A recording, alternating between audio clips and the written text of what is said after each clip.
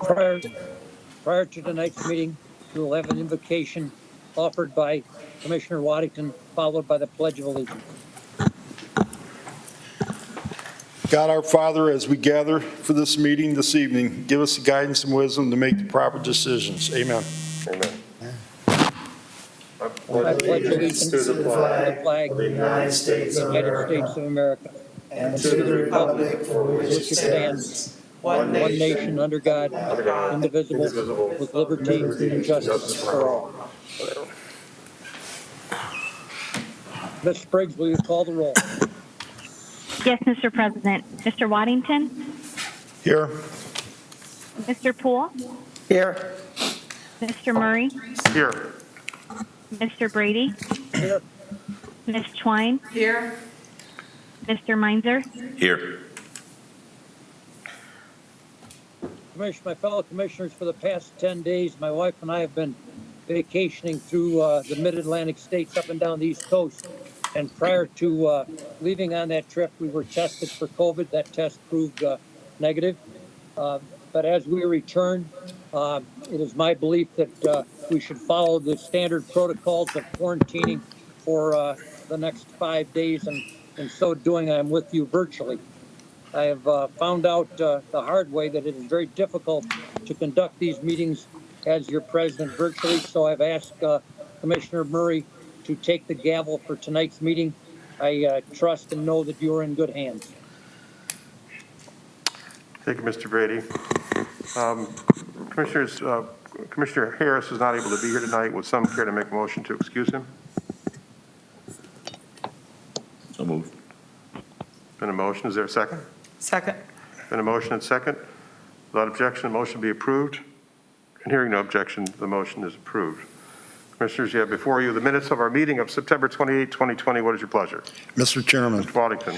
I move that we accept the minutes of the September 28th meeting and dispense with the formal reading. Second. Second. Been a motion and second. Discussion? Without objection, the motion will be approved. And hearing no objection, the motion is approved. Ms. Spriggs, are there comments from the public regarding our agenda items tonight? Through you, Mr. Vice President, we have one comment that comes from Miss Sharon Johnson at 1139 5th Street. In regards to item 2, she asked, transient housing projects should not receive ED grants from the city, nor should the city be encouraging so much transient housing in the city. Transient housing rent is highly priced, causing higher rent in other parts of the city where no one can afford a rental within the city. Her question in regards to item 3 is the city is contracting with a contractor to remove the docks at the Shelby Street boat ramp costing $96,000. Is there any way the city can do the work, saving the city a lot of money? Any other comments? That is it. Thank you. Commissioners, you have before us various pieces of communications recommending legislation from the staff. What is your pleasure? Someone care to make a motion to accept those? So moved. Second. There's been a motion and second. Discussion? Without objection, the motion will be approved. And hearing no objection, the motion is approved and those communications are accepted. Ms. Spriggs, would you present the, well, first of all, Commissioners, any items that you wish to have removed from the consent agenda? Mr. Chairman, item C, please. Item C will be removed from the consent agenda and placed on the regular agenda. Any other items? Ms. Spriggs, would you present the consent agenda, please? Yes, Mr. President. The consent agenda should be on your screen. Consent agenda item A is a demand response renewal agreement at Big Island Water Works. That's the first reading. Item B is a contract with the Erie County General Health District Board for the solid waste vehicle inspection services. And item C has been removed. Commissioners, you've been presented with the consent agenda. Does someone care to make a motion to proceed with the agenda? Mr. Chairman, Ms. Twine. I move to accept the consent agenda items A and B and declaring that all ordinances and/or resolutions as drafted and presented to the City Commission under the consent agenda shall take effect in accordance with the section reflected in the ordinances and/or resolutions, whether it be in accordance with Section 13 or Section 14 of the City Charter. Second. Been a motion and second. Discussion. Ms. Briggs, would you call the roll first on the motion, please? Yes, Mr. Vice President. Mr. Waddington? Yes. Mr. Poole? Yes. Mr. Murray? Yes. Mr. Brady? Yes. Ms. Twine? Yes. Mr. Meinzer? Yes. And now on the ordinance and resolution. Mr. Waddington? Yes. Mr. Poole? Yes. Mr. Murray? Yes. Mr. Brady? Yes. Ms. Twine? Yes. Mr. Meinzer? Yes. That resolution and ordinance are adopted. Ms. Briggs, would you present item number 1, please? Item number 1 is an ordinance declaring that certain real property owned by the city as part of the land reutilization program identified as parcel number 58-02679.000 located on Fillmore Street, Sandusky, is no longer needed for any municipal purpose, and authorizing the execution of a purchase and sale agreement with respect to that real property, and declaring that this ordinance shall take immediate effect in accordance with Section 14 of the City Charter. Commissioners, having heard this item, how do you wish to proceed? Mr. Chairman, Ms. Twine. I move for the adoption of this ordinance under the suspension of the rules in full accordance with Section 14 of the City Charter. Second. Been a motion and second. Discussion. Mr. Chairman, Ms. Poole. I'm very grateful that Ms. Grissom wants to purchase this property. It's a good thing for the community. I would like to propose an amendment that we clean the property up before we sell it to her. The city was intending to clean it up before she asked to get it. We simply didn't have the equipment available to do it. And if we're going to, I went out and looked at it, and it is a substantial amount of work that it's not like, if it takes a piece of heavy equipment to clean it up, I think we should take care of it either before or after the sale. It doesn't make any difference to me one way or another, but this isn't something that we should pass off, since she's doing a favor that we don't have to cut the grass anymore. So we save money up front on that. Additionally, we have someone else that's going to watch the property going forward. I think we should send it to them, and that we should pass the property on in good condition, especially since we have the wherewithal to do it. Just a matter of waiting till it's done.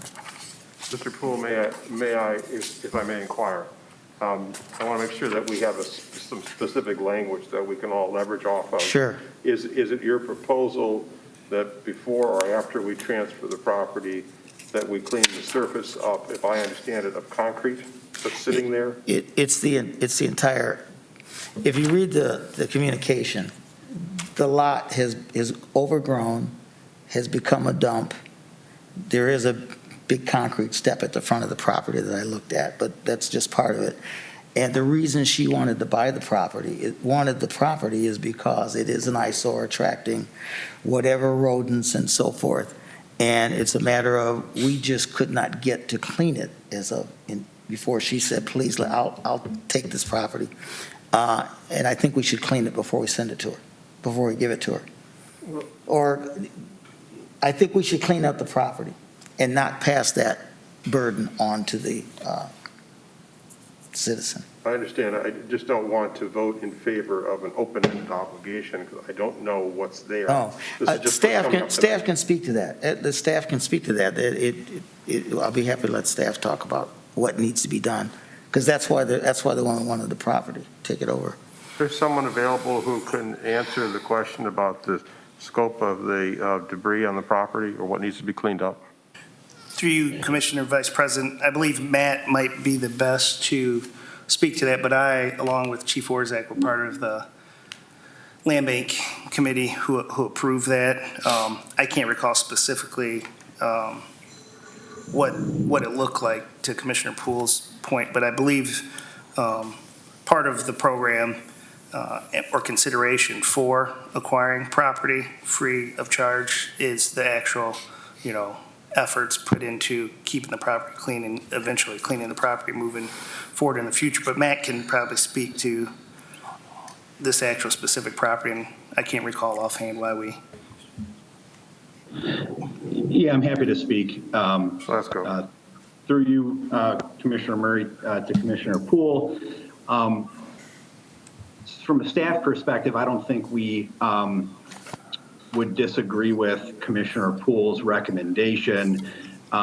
He is correct that the city was intending to clean it up. We had some delays in getting our hands on certain pieces of equipment. There's a great deal of brush on the property and other miscellaneous items that have been dumped. Candidly, the reason this wrinkle was put into the purchase agreement, which is a little atypical, was actually at the request of the purchaser. They were hoping to take title to the property sooner, and one way of doing that is providing a certain level of in-kind services that would meet the auditor's valuation. Right now, we have that at about 2 years that they would have to take and maintain the property prior to it being transferred to them. So they offered this and were willing to incur the expense to reduce or get to that in-kind level of service quicker. But I will state, staff does not have an issue with moving forward with us cleaning it up. I just want Commission to know that it's not going to therefore reduce. We won't deduct that cost from the in-kind service. So I just want to make sure that that's known. We're happy to clean it up. It'll just, and strike that from the agreement. They will just have to show that they've provided the $3,600 in in-kind service over the course of 2 years. That's appropriate. Thank you. It's the motor-owned program, correct? Yes. Okay. Yep. They just have to, they owe us longer in the program. Correct. I think that's perfect. And I brought this up because as I looked at their work, the fact that it's not likely that the resident next door has the wherewithal to easily get this work done. There's quite a bit out there.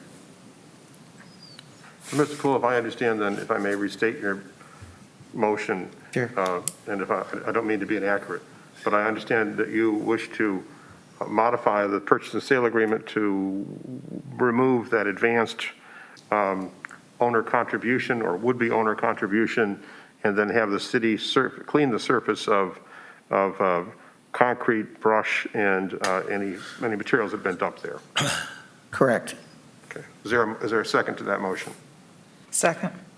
And a motion and second. Further discussion on the motion? Is there any objection to the motion to amend? Without objection, the amendment becomes part of the legislation. Further discussion on the legislation? If not, then Ms. Spriggs, would you call the roll on the motion, please? Yes, Mr. Vice President.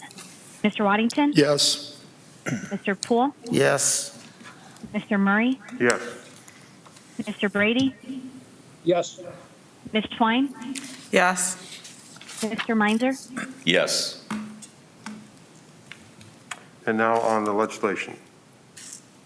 Mr. Waddington? Yes. Mr. Poole? Yes. Mr. Murray? Yes. Mr. Brady? Yes. Ms. Twine? Yes. Mr. Meinzer? Yes. That ordinance is adopted. Would you present item 2, formerly item 1, please, Spriggs? Item number 2 is a resolution amending resolution number 028-20R passed on July 13th, 2020, and declaring the necessity for the city to proceed with a modified CDBG fiscal year 20 demolition project number 1, and directing the city manager to advertise for and receive bids in relation thereto, and declaring that this resolution shall take immediate effect in accordance with Section 14 of the city charter. Commissioners, having heard this communication, how do you wish to proceed? Mr. Chairman, Mr. Waddington. I move for the adoption of this resolution under suspension of the rules in full accordance with Section 14 of the City Charter. Second. Been a motion and second. Discussion. Ms. Spriggs, would you call the commissioners on the motion, please? Mr. Waddington? Yes. Mr. Poole? Yes. Mr. Murray? Yes. Mr. Brady? Yes. Ms. Twine? Yes. Mr. Meinzer?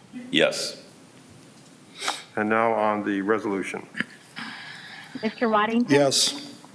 Mr. Poole? Yes. Mr. Murray? Yes. Mr. Brady? Yes.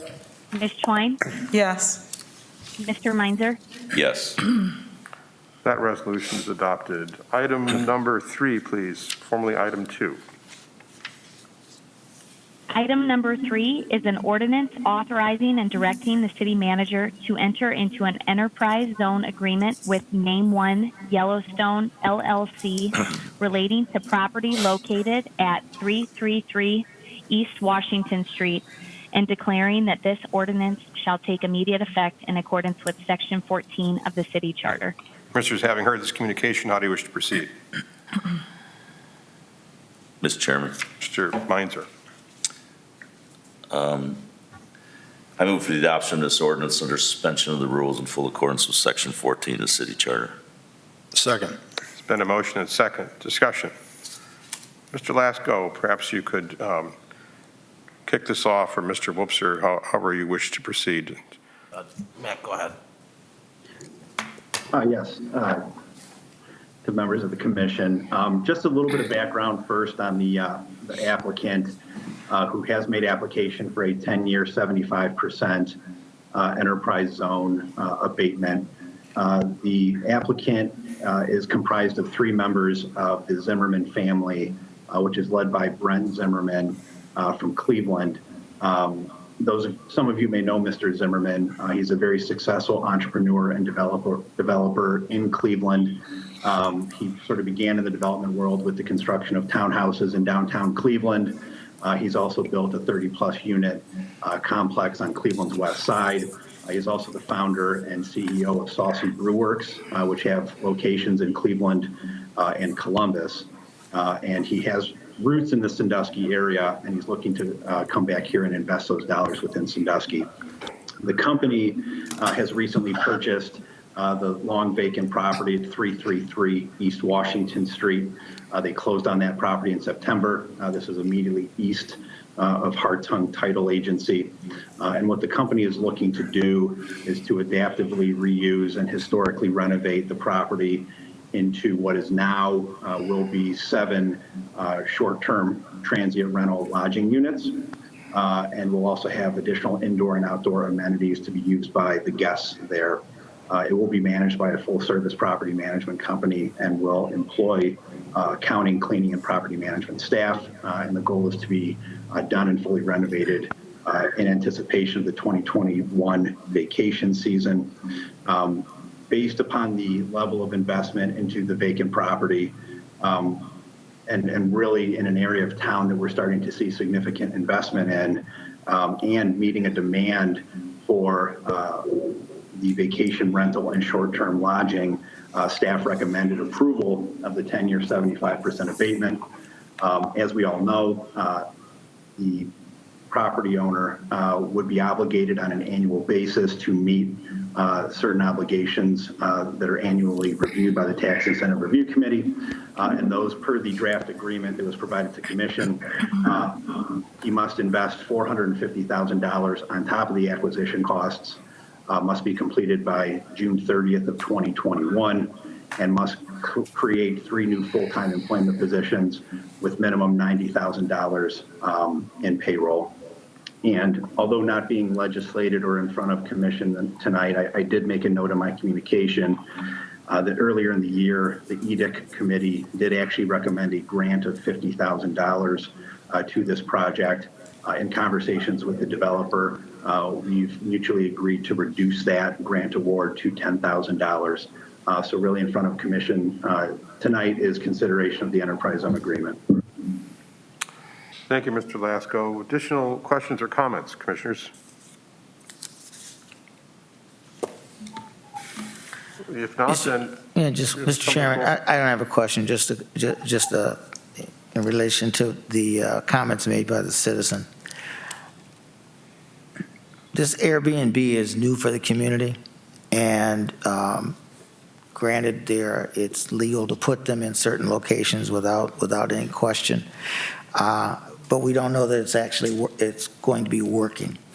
The few that we have seen up to now that we know of, Mr. Meinzer's, for example, were done by, it's next to his house, and it has not, we seem to feel and have control over what kind of people, who is moving in. We're engaged in a legal battle out on Chaussee, not just technically over whether or not you're allowed to put one there or not, but over the problems that are caused by Airbnbs that are not managed well. This project appears to be a good project that I'm going to vote for, but I do want to suggest that I'm not real comfortable that citizens, until we know what we're getting, put additional money in it. The $10,000 grant, in addition on what's nearly $1 million project, seems to me to be, if that's a deal breaker, then we really have a problem with the project being viable, if that's a deal breaker. Just on principle, I'm not sure that taxpayers should be giving extra money beyond to something that may disrupt their neighborhood. That building, this particular building is, I think, 3 stories high, and they're going to put 7 in a neighborhood where they're going to have 7 residents. I'm sure what you call them clients, different. I don't know whether it's going to work out well for the neighborhood or not. And I just want to be careful that I'll go along with this as the first one, but moving forward, I'm not going to be very critical about adding additional money to these kinds of projects.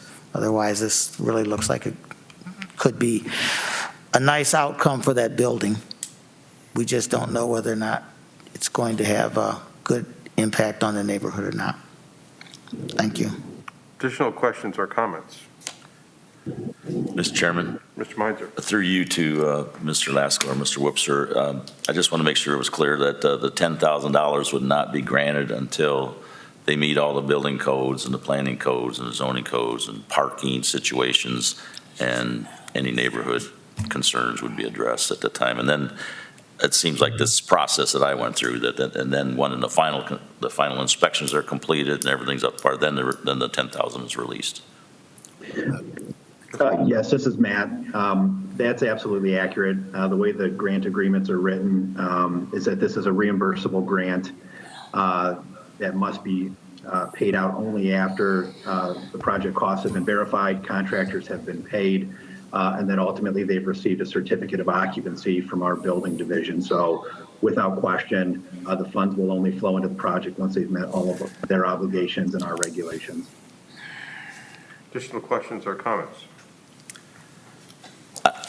Mr. Chairman, I think it's a viable mechanism to salvage a really grand old building that has some really good bones and has been sitting empty. I remember when Mr. Tone lived there, it was a really nice house, so I'd like to see it renovated, and $450,000 or $640,000 is a pretty significant investment, so I'll probably vote yes for it, yes. Additional questions or comments? Ms. Briggs, would you poll the commissioners on the motion, please? Yes, Mr. Waddington? Yes. Mr. Poole? Yes. Mr. Murray? Yes. Mr. Brady? Yes. Ms. Twine? Yes. Mr. Meinzer? Yes. And now on the ordinance? Mr. Waddington? Yes. Mr. Poole? Yes. Mr. Murray? Yes. Mr. Brady? Yes. Ms. Twine? Yes. Mr. Meinzer? Yes. That ordinance is adopted. Ms. Briggs, would you please present item number 3? Yes, Mr. Vice President. Item number 4 is an ordinance authorizing and directing the city manager to enter into a contract with Holcomb Enterprises LLC of Port Clinton, Ohio for seasonal dock installation and removal services at the Shelby Street Boat Launch Facility and Pipe Creek Wildlife Canoe Launch, and declaring that this ordinance shall take immediate effect in accordance with Section 14 of the city charter. Commissioners, having heard this communication, how do you wish to proceed? Mr. Chairman, Ms. Twine. I move for the adoption of this ordinance under the suspension of the rules in full accordance with Section 14 of the city charter. Second. Been a motion and second. Discussion. Mr. Chairman, Mr. there was a question, I think, from Ms. Johnson about the budget for it. I didn't think it was that high, 96,000. That's covering from 2020 to 2023. And also the Pipe Creek canoe launches. I know we had a lot of high water this year, but I would guess that that will become more and more popular now with the back bay. Additional questions or comments?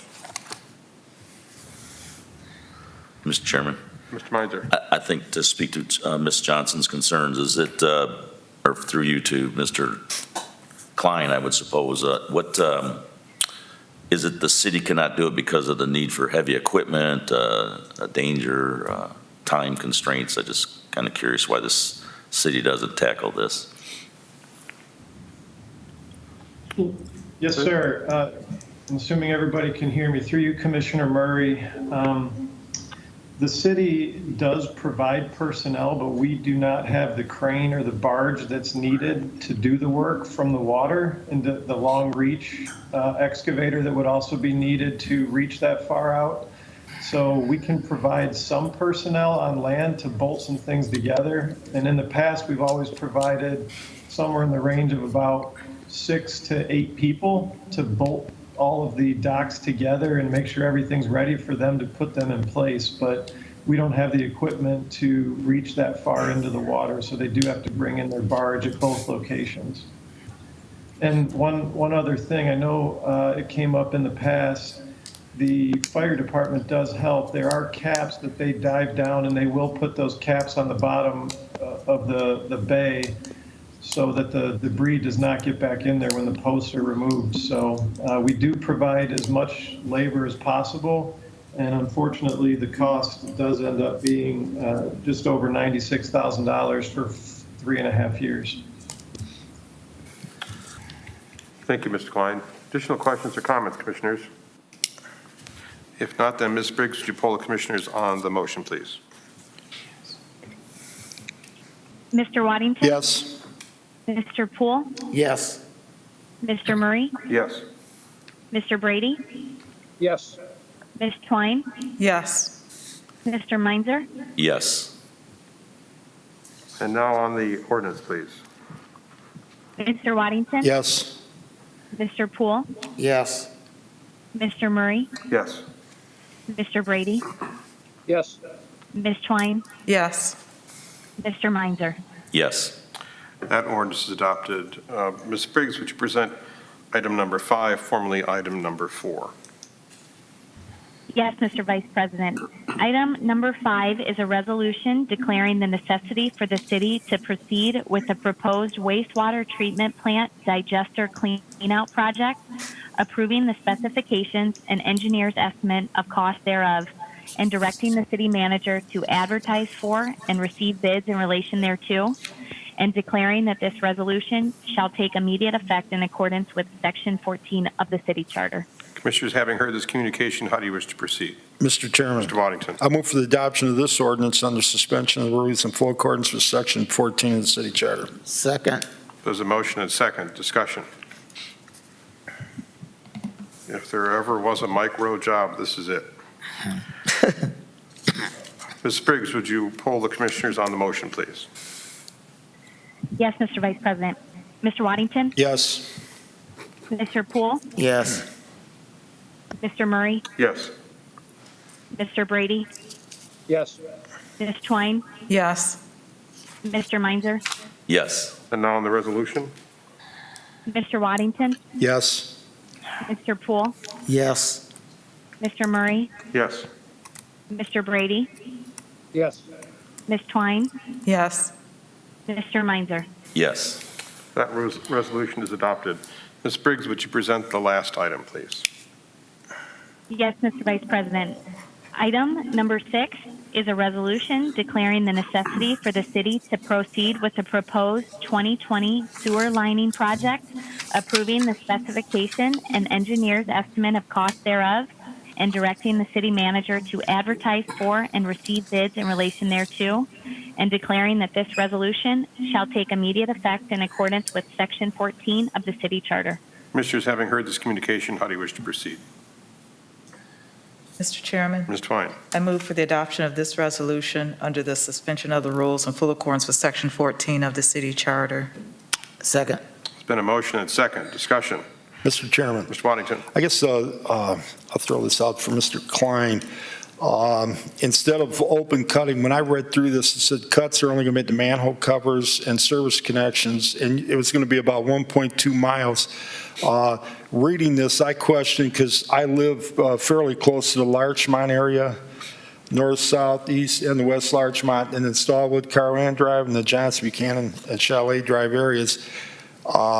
I guess my question was consistency of the various sizes. Some are 8-inch, some are 10, some are 12. Is that going to be upgraded to take more flow, or what was the change when we sleeve these up? Mr. Klein. Yes, through you, Commissioner Murray, to Commissioner Waddington. What this is it's a polypropylene liner. It's a plastic liner that goes in the pipe, and it pushes tight up against the existing host pipe. So it's essentially creating a new pipe within the existing infrastructure that's in the ground already. So this is not a means by which you can increase the capacity within the sewer system. It's taking a sewer that has a lot of infiltration, a lot of water getting in through the joints or through breaks or cracks in the pipe, and it's creating a liner inside of that so that it will not allow that to happen anymore. And when it does talk about cuts, I apologize for that, but what that means is when you put that liner in there, it's pulling it all the way through the pipe. So those service connections and manholes that it's pulling that liner through, we have to reestablish those so we're not blocking anybody off of the sewer system. So those cuts are cuts within that liner so that we can reconnect everybody essentially to the new pipe. There is no open road cutting, which is what's nice about this. It's a non-invasive type of repair for the sewer system. And some of these pipes actually go underneath houses. So we want to make sure, one of them I know does, so we want to make sure that one in particular has no infiltration and no leaking under it. So in the end, we're going to be doing about 1.2 miles of sewer. These are the worst ones. It's a project that we had that we were going to jump right out of the gate and do at the beginning of the year, and we're hoping that in the future we can do more of these types of projects.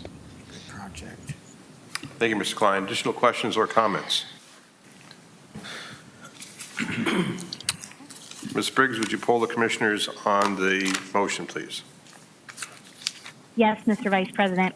Mr. Waddington? Yes. Mr. Poole? Yes. Mr. Murray? Yes. Mr. Brady? Yes. Ms. Twine? Yes. Mr. Meinzer? Yes. And now on the resolution. Mr. Waddington? Yes. Mr. Poole? Yes. Mr. Murray? Yes. Mr. Brady? Yes. Ms. Twine? Yes. Mr. Meinzer? Yes. That resolution is adopted, and that completes our regular agenda items. We turn the meeting over to Mr. Wopser for his city manager's report. Thank you, Commissioner Murray, fellow commissioners, staff, and those viewing from home. I will start my remarks this evening with donations. The first, the Sandusky Police Department received a donation of $300 from the Cruising Car Club for the Canine Fund. I'd ask for a motion to accept that donation, please. So moved. Second. Been a motion and second. Discussion? Without objection, the motion will be approved. Hearing no objection, the motion is approved with our thanks to the Cruising Car Club. Thank you. And before I turn to new and old business, I did want to pause to just make note that tonight will be our Community Development or Chief Development Officer Matt Lasko's last meeting with the City Commission.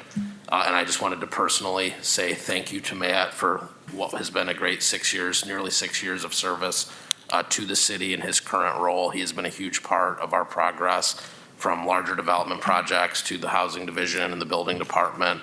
And I know Matt wanted to say a few words of thanks to the commissioning community. So if the commission approves, I'll turn it over to him for just a short statement. That would be fine. Thank you. Yep. Mr. Lasko. Thank you, Eric and Vice President Murray. And I'll try to keep this brief. I just have a few prepared words. I just want to start with the last 6 years in Sandusky have been the most enjoyable, challenging, and dynamic years of my professional career. It's been a pleasure to serve the constituents of this great city. I cannot thank my staff, current and previous commissions, and most importantly, Eric, for all the support and passion that's been displayed to elevate this city to where it stands today. Although I'm beyond excited to join another great city in Huron, I know that I will miss all those that I've worked for and with in my time in Sandusky, but I look forward to partnering with many of you in the months and years ahead. I do think it's important to just share a few things about my transition to Huron, as I much prefer people to hear it out of my mouth versus online posts that may stir up speculation and conspiracy. Eric, I want to say thank you. It is due in large part to you that I work for the city, due in large part to you and of course the commission that we've accomplished so much in 6 years. And yes, it's due to you that I'm leaving, but not for the reasons that so many people may think. You have hired, empowered, and developed a staff that are often desired by others. You've certainly provided me a platform to undertake aggressive initiatives, tackle challenging real estate development projects, and build an all-star team from a staffing perspective. You have provided vision to staff and given them the autonomy and support to execute. You are the Bill Belichick of city administrators with a hell of a coaching tree that's only going to grow as time passes. It has been a pleasure to work for you, this commission, and the constituents. Thank you. Mr. Lasko, I want to say how much I've appreciated working with you over these last several years. I know what you just said is true. I've watched it. I've watched you take the ball and run with it. And you had Eric's and the full commission's support to do exactly that. You've contributed enormously to the fabric and the success of this community. I'd like to say you can't be replaced, but you know, the thing of it is that because of your success and the city's success and the entire team's success, we do have an extraordinary opportunity to select from many fine candidates for a variety of different positions. And so I think that you will be replaced. Not the same way. We won't find the same skill set, but we'll find a combination of those things. But the best news is that you'll be over at my second favorite city, which is where I grew up in Huron. So as you said, you won't be very far away, and we very much appreciate the enormous contribution that you've made to our city. And thank you and wish you well. Thank you. Mr. Chairman, Ms. Twine. I'd also like to thank Matt for his time here with the City of Sandusky. Over the past few years, I've gotten to know him as I've been liaison to the Economic Development Committee. His expertise, his love of the city, his love of the job, his passion, I'm sure those were the things that showed and shined as he sought this other position. I do wish him the best. I'm glad he's not going to be too far away, but again, I do wish Matt the best. Huron is lucky to get him. And yes, we will be able to replace him, but he's been a great person to work with, and he has a passion for what he does, and I'm sure that he will carry that with him wherever he goes. So the best to you, Matt. Thank you. Mr. Chairman. Mr. Wallington. I'd also like to say thanks to Mr. Lasko or Matt. I think you've done a great job. I've enjoyed having a beer with you once in a while. Hopefully we can still do that down the road. I think the new city you're heading to hit a home run getting you, and I expect big things from you in the future, and best of luck for me. Thanks. Thank you. Mr. Chairman. Mr. Brady.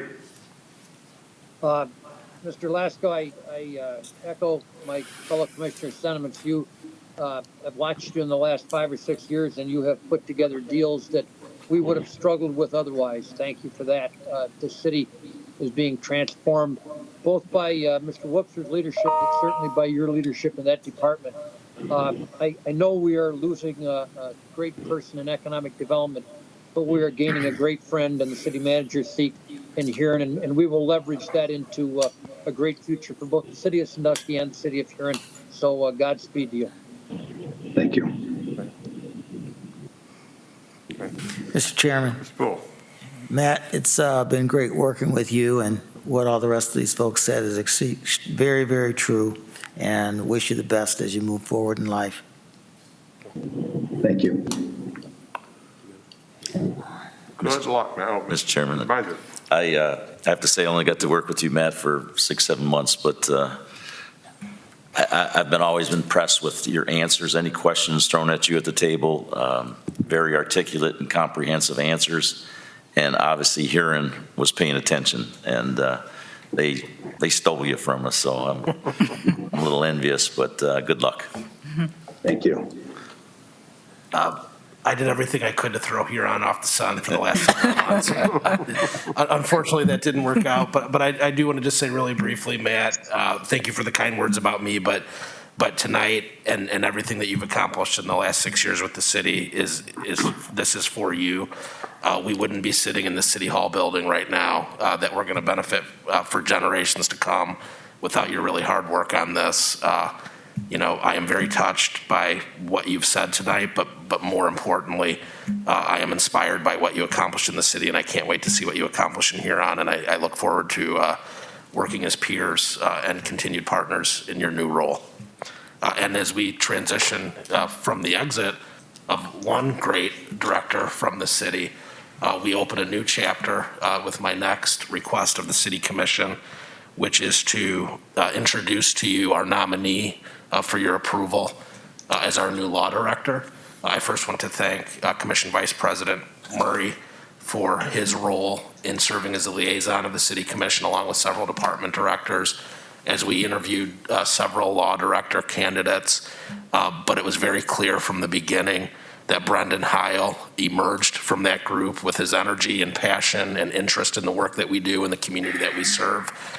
So before I formally nominate Brendan as our law director, Commissioner, if you'd like to say a few words about the search as well. Thank you, Mr. Whoopser. We did have we were blessed with a number of really great applicants, and it was difficult to choose from them. But Brendan really floated right to the top because of his passion for local government. Not everybody wants to serve in government. Government's not the easiest client, especially for a lawyer. You've got multiple people you're answering to at the same time. There's more than one person smiling in the room. Mr. Harris is going to be very happy to give up this temporary gig. But seriously, it requires special talent to be able to balance those things and to have the passion to make a difference for a community as a whole. When you work for an individual client, you work as best you can to satisfy that client, and you've got a one-on-one relationship with them. You don't have a one-on-one relationship with the city.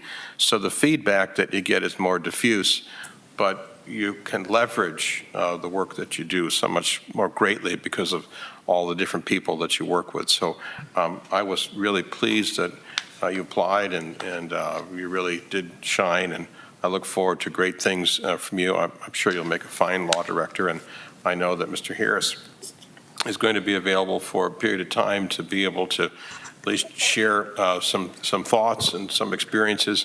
I imagine he probably already started that work, and I want to again thank Mr. Harris for stepping up and filling in during this period of transition.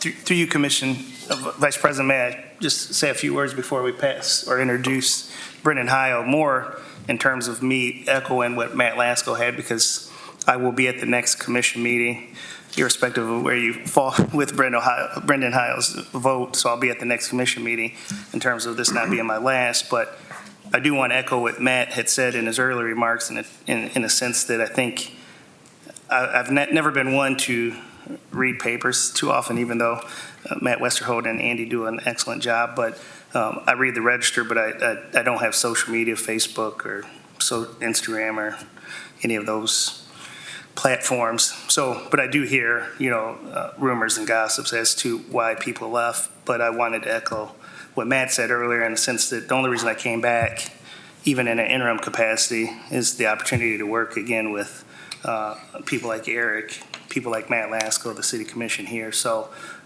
despite what may be the noise outside, by what I believe to be a few, I think this is the best place to work at that I've been at in a long time. Thank you. Thank you. Whoops. So with that, Brendan, I don't know if you'd like to go up to the podium, and if you'd like, I'd ask for a motion to approve Brendan Heil as the city's next law director, but he's certainly available to answer questions if you'd like to ask him any questions before the vote, and then obviously to say a few words after the vote, should the commission. Commissioners, any questions for Mr. Heil?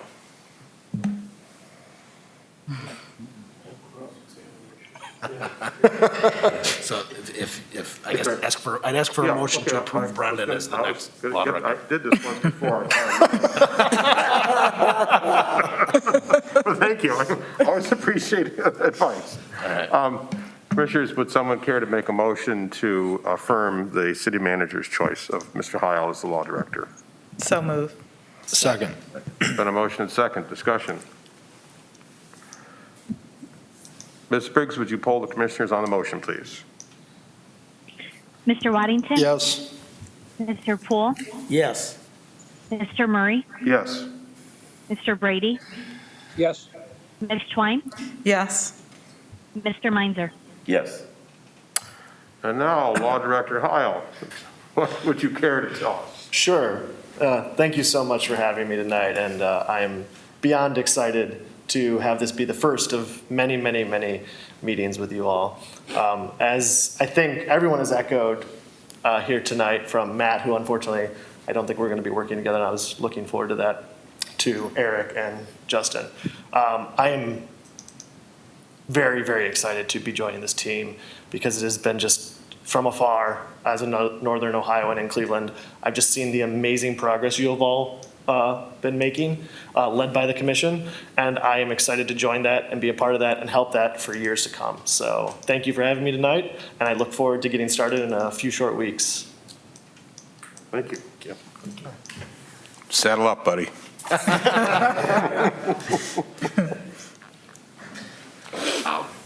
So now back to the more routine portions of my manager's report after those compelling transactions. All right, the U.S. Census Bureau has confirmed with staff that they will allow for self-responses at 2020census.gov or via telephone at 855-562-2020 through the end of October. We're asking all residents to self-respond using one of those two methods. The U.S. Census Bureau also asks that if a worker comes to your door, you answer the questions and complete the census questionnaire with the worker. Please ask your fellow friends and family if they've completed the census, as that will ensure the most complete count possible. We urge you and will continue to make efforts to promote those to continue to self-respond. We thank Commissioner Waddington for his leadership on this, and we will keep pushing. It is very important, as many of us have heard over the last several weeks, for every undercounted resident that we have, that will lead to millions of dollars in less funding over the life of the next 10-year census period. Moving on to the police department, Sergeant Brad Wilson will be promoted to the rank of lieutenant on October 15th to replace the vacant lieutenant position from Lieutenant Dana Newell's retirement. We wish him well. Officer Troy Dillinger will be promoted to the rank of sergeant to backfill the rank of Sergeant Wilson's promotion.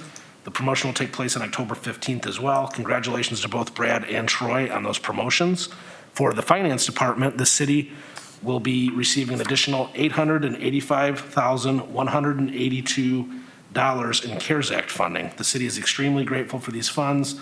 We'll utilize these funds to offset safety service wages that are ordinarily paid out from our general fund as we continue to try to balance the budget due to the extreme events of COVID-19 and their impact on the community.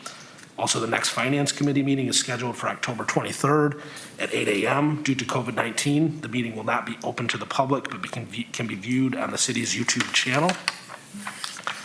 Moving on to the Public Works Departments, we want to congratulate Charlie Colas for passing his wastewater operator 1 license and receiving a contractual promotion from assistant plant operator to operator 1 at the wastewater treatment plant. Also, the contractor for the Sandusky State Theater has been approved to use the northern portion of the Jackson Street parking lot to stage equipment and prepare structural roof that will be incorporated into the building's reconstruction. They will begin installing fence to secure the area beginning Monday, October 19th, and ending this December. Please move all vehicles from the north half of the lot no later than Sunday, October 18th. The city received an ODOT safety application or grant award for signal improvements, sidewalk additions, and turn lane extensions on Cleveland Road, including intersection improvements at Cedar Point Drive. The city, however, did not receive the requested OPWC grant for Warren Street improvements. Schedules for both projects are still being developed. In preparation for the holiday season, horticulture staff will have started to remove flowering planters in various locations throughout the downtown business district and waterfront, as well as to string lights in Washington Park. They will be hanging light pole garlands and banners along downtown streets in coming weeks. Streets and traffic staff will begin citywide leaf collection on November 9th. There will be a drop-off area for bagged leaves near the Marquette Drive entrance to the City Service Center from October 26th to January 11th. For questions about the city's leaf collection program, please call 419-627-5829. And finally, moving on to the planning department, Sandusky Transit has resumed and is running on its normal schedule. Ridership and the fixed route lines are still significantly below 2019 numbers, but they have recovered to now exceed where they were at this point in 2018. The regular planning commission meeting is scheduled for October 28th at 4:30 p.m. The Board of Zoning Appeals is scheduled for October 15th at 4:30 p.m. Landmarks Commission is scheduled for October 21st at 4:30 p.m. And the Arts and Cultural Commission meeting is scheduled for October 20th at 5:15 p.m. All of those meetings will be held virtually due to COVID-19. That concludes my remarks for this evening, and I'm happy to answer any questions of the commission. Thank you, Mr. Webster. Commissioners, questions or comments for the city manager?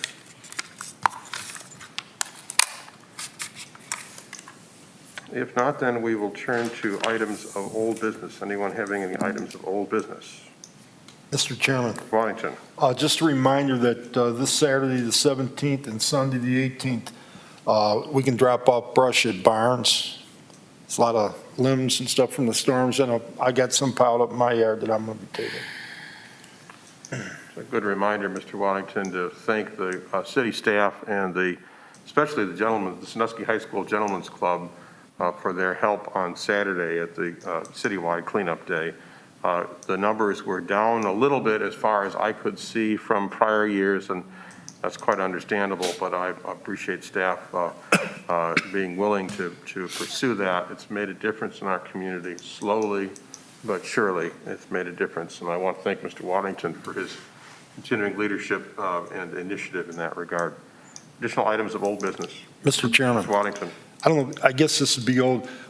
We have a ton more walkers, joggers, bikers, even throughout the winters. Haven't been that bad.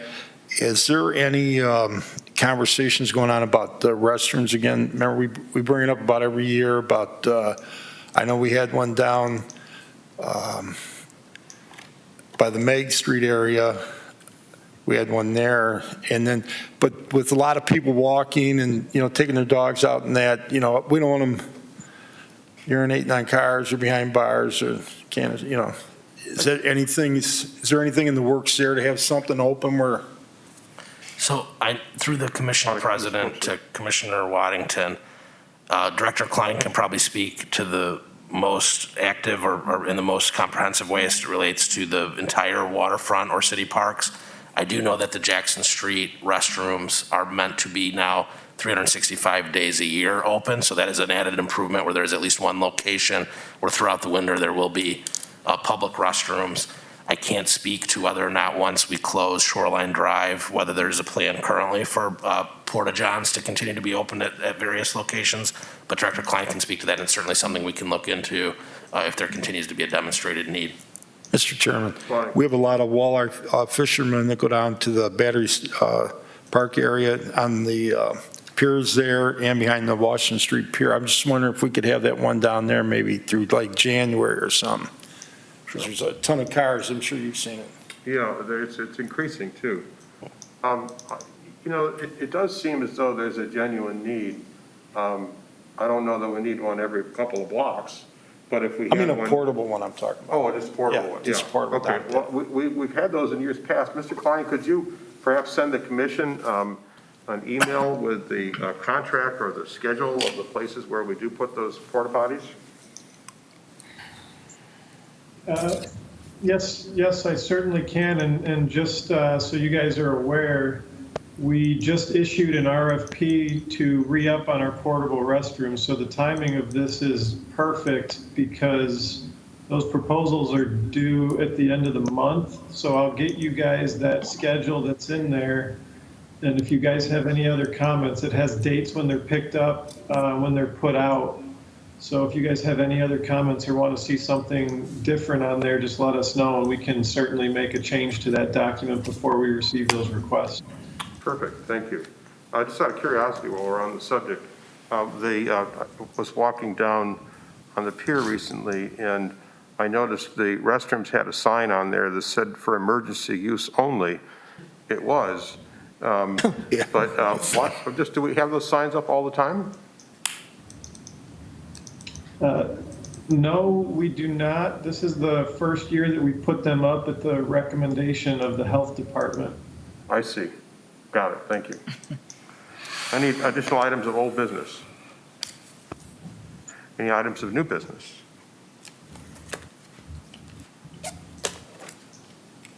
Hearing none. Ms. Spriggs, do we have any general public comments? Yes, through you, Mr. Chairman, we have one public comment tonight. That comes from Ashley Demore and Ezekiel Ford of 405 Mason Road East in Milan. They wrote in during the September 14th meeting. Eric Wupser said that the EDIC grant process had been corrected to avoid the failures we have experienced in the past. The provisions appear to have already existed and just lacked vetting and enforcement. What was corrected and how will we ensure that things are done differently in the future? Thank you. Any further comments? That is it. Thank you. Then I don't believe that we have an executive session. Would someone care to make a motion to adjourn? So moved. Second. We stand adjourned. Thank you.